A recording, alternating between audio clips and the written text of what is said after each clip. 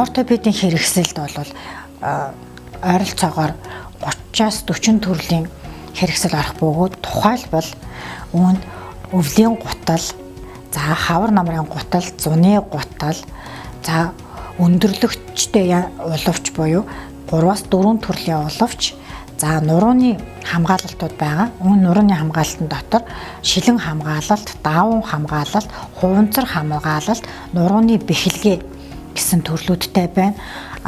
Төрөл бүрийн чиг үүнд бол хөлийн чиг бүхий аппарат, хөлийн чиг бүхий урт болон богино аппарат, гарын чиг, мөн шууны чиг, бугалганы чиг, шагаан чиг, хүзүүвчний бэхэлгээ, энэ дотроо зөөлөн ба хатуу гэж байна.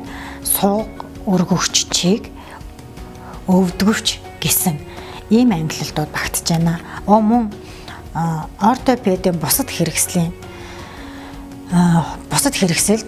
дөрөвч, за эвэрхий даруулга, бөөрийн хамгаалалтын хэрэгсэл, сонсголын дижитал аппарат, харааны шил, контактны линз зэрэг багтдаг байна.